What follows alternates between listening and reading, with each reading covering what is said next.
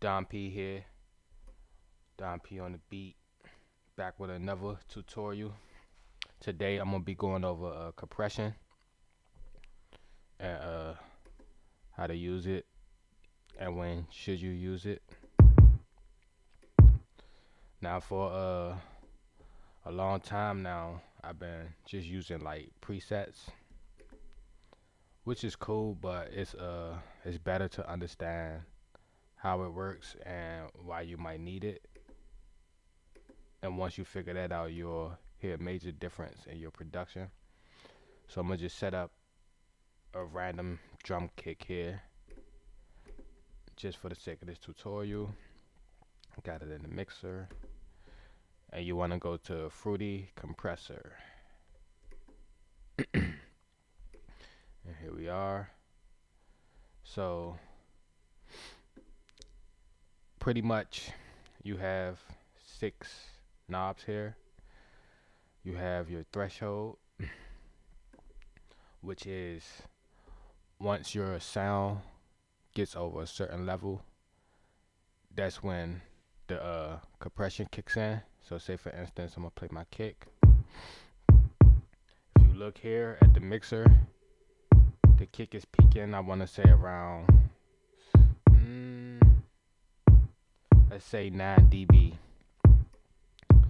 So if I wanted to raise or lower that, I will set my threshold to around 9 dB.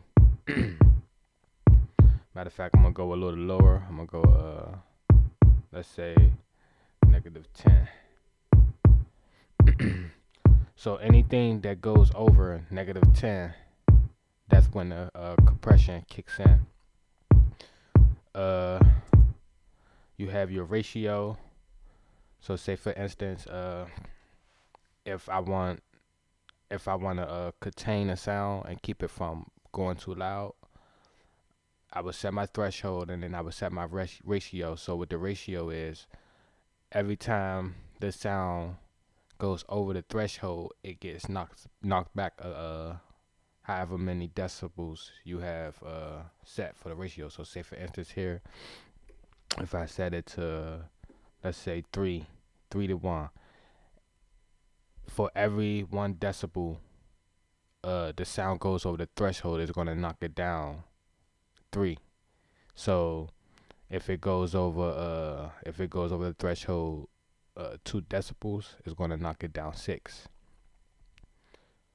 So that's good to use when you're trying to keep a sound from going to like a certain loudness. Then we have the attack, which is how fast the compression kicks in. And usually you want it as fast as possible, which here is 0 milliseconds. So I like to keep it as fast as possible, that way it snaps on real quick. The release is how long the compression holds the sound, or how long does it work. I usually like to keep this on the slowest as possible. That way it could contain the sound for as long as needed. You don't want the compressor to snap on and then snap off and then your sound is peaking.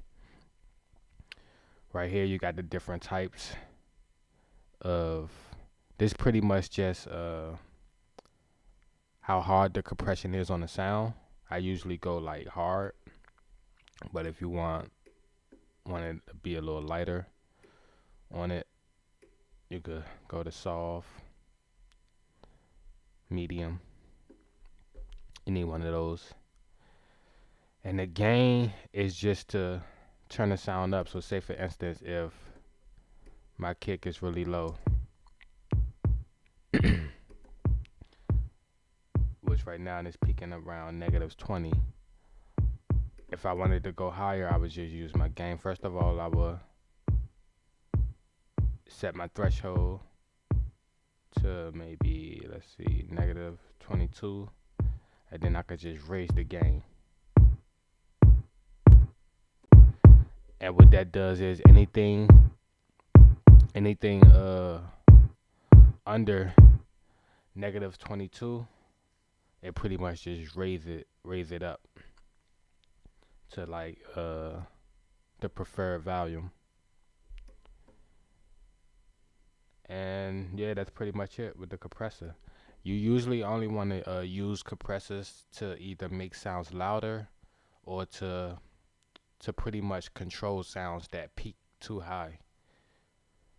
Other than that, like in most cases, you probably won't need a compressor if you mix it properly. But sometimes I still just throw on a compressor and just do like a slight compression just to make sure everything's sitting right in the mix. But that's about it. Hope this helps someone. Like, comment, and subscribe, and let me know what you think.